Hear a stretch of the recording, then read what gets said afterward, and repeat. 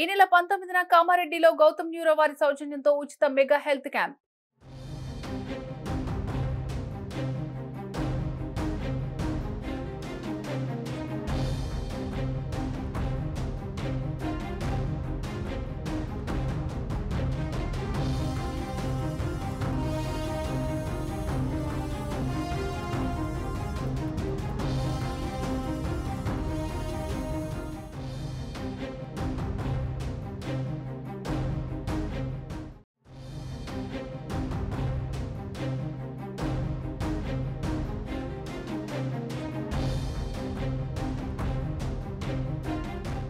ఏపీలో రాజకీయాలు రసవత్తరంగా మారాయి. ఎన్నికల వేళ కీలక పరిణామాలు చోటు చేసుకుంటున్నాయి.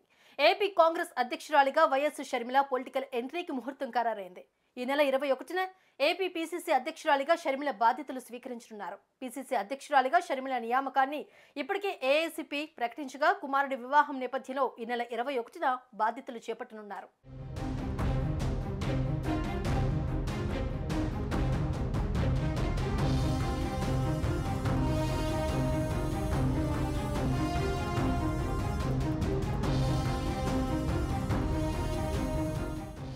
షర్మిల బాధ్యతల స్వీకరణ వేళ పార్టీ నాయకత్వం తరలి రానుంది.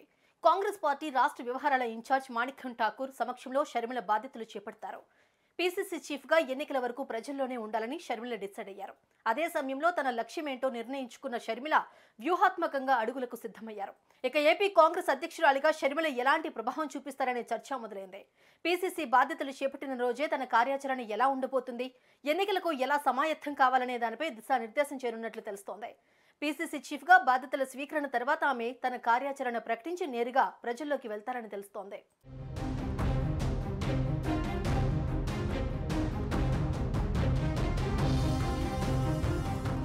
ఏపీ ఎన్నికలు దగ్గర పడుతున్న సమయంలో వైఎస్ షర్మిల కాంగ్రెస్ చీఫ్ గా నియామితులు కావడం ఏపీ రాజకీయాల్లో హాట్ టాపిక్ గా మారింది. అయితే ఆమె ఈ నెల 21వ తేదీన బాధ్యతలను స్వీకరించిన తర్వాత కొందరు నేతలు ఆమె సమక్షంలో పార్టీలో చేరేలా ఏర్పాట్లు చేస్తున్నారు. అదే రోజు మంగళగిరి ఎమ్మెల్యే ఆళ్ల రామకృష్ణారెడ్డి, రాయదుర్గం ఎమ్మెల్యే కాపు రామచంద్రారెడ్డిలు చేరే అవకాశం ఉందని ప్రచారం జరుగుతోంది.